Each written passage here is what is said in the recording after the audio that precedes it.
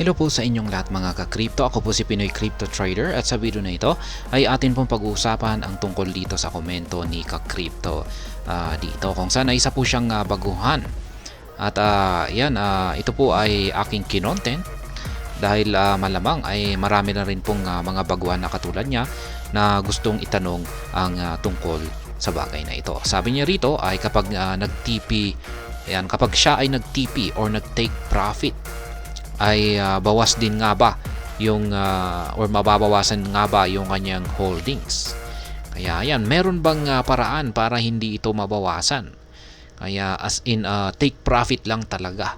Kaya yan, base sa aking pagkakaintindi ay kung bumili siya ng kanyang Fluky Ino tokens, tapos umangat yung presyo nito, tapos gusto niyang mag-take profit. Yan, at gusto niyang malaman kung meron bang ibang paraan na hindi mababawasan yung kanyang Fluky Ino tokens kung siya ay nag-take profit. Kaya yan po yung gusto niyang malaman. Bago po tayo magpatuloy ay nais ko lamang po munang bigyang linaw ang aking disclaimer kung saan ang nilalaman po ng video na ito ay hindi po ito isang financial advice. For education and information purposes lamang po ang layunin nito. Maliban po dito ay nais ko na rin pong magbigay babala na wala pong kahit anumang group chat ang Pinoy Crypto Trader. Ayan.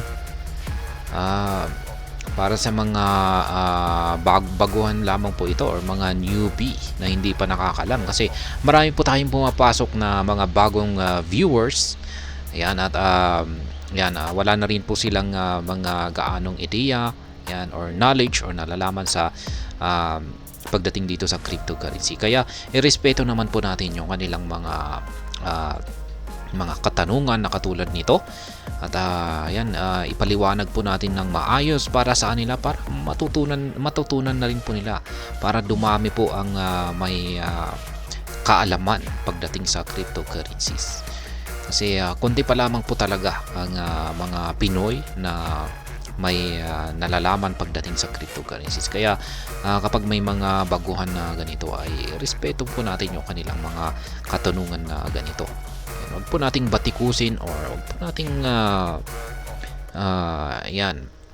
basta irespeto na lamang po natin. Kaya sa tingin ko ay hindi lamang po siya ang may ganitong katanungan siguro dyan. Sagutin po natin yan.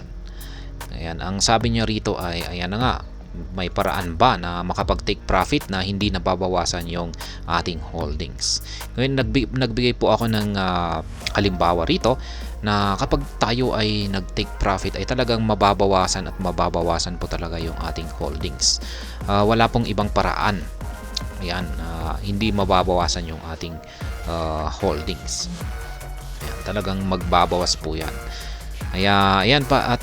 Para maipaliwanag po ito sa simpleng paraan ay sabihin natin ay meron nga tayong hawak na Fluky Ino tokens dito. At ngayon sabihin natin na yung Fluky Ino tokens natin na ito ay mga itlog.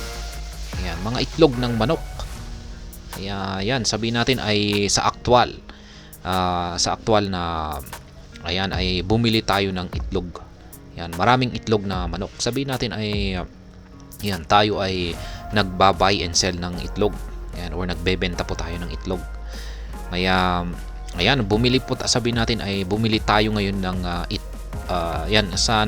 sabihin natin ay nitong mga nakalipas na ilang linggo ay nakabili po tayo ng itlog sa presyong 10 pesos ang bawat isa. Ngayon ay lumipas lamang ang ilang araw ay biglang tumaas ang presyo na ito ng 2 piso at naging 12 pesos na ang kada isang piraso ng itlog. Kaya ibig sabihin ay kung ibebenta natin ito ng 12 pesos ay kumita po tayo. Kaya meron po tayong 2 pesos na tubo sa kada itlog na ating nabili nung halaga nito ay nasa 10 pesos lamang. Kaya ngayon ay naisipan po natin na mag-take profit or mag-TP at magagawa po natin yan sa pamamagitan po ng pagbebenta ng mga nabili nating itlog Yan, sa presyong 10 pesos, ibebenta na po natin ng 12 pesos. Ngayon, para magawa po natin ito ay kailangan po nating ibenta mismo, or kailangan po talaga nating bawasan yung ating itlog. Wala naman pong ibang paraan na makapag-take profit tayo nang hindi nababawasan yung ating itlog. Kaya yan, hindi pwedeng kikita tayo na yung bilang ng ating itlog ay ganun pa rin. Kaya para makapag-take profit tayo or para kumita sa ating itlog ay kailangan nating ibenta, at sabihin natin ay kung gusto nating ibenta yung kalahati nito or i-take profit yung kalahati nito, ay syempre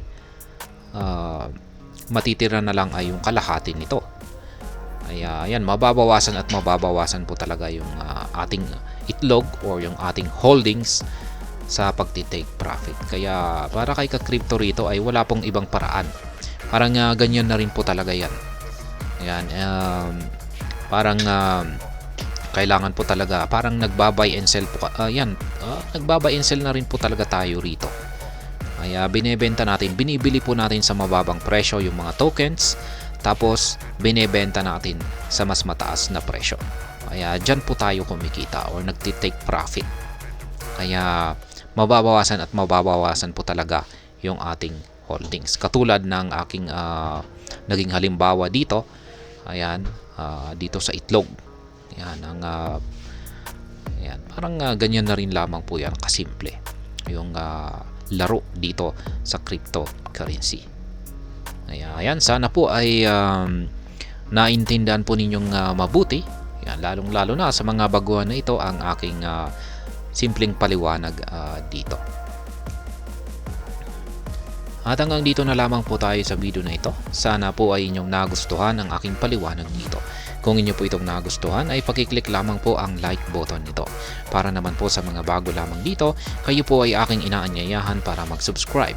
Pakiclick na rin po ang bell icon nito dahil ito po ang siya magsisilbing notification nito sa mga bago kong videos na akin pong ina-upload sa aking YouTube channel na ito. Marami pong salamat sa panonood, ingat po tayo lagi at God bless po sa ating lahat.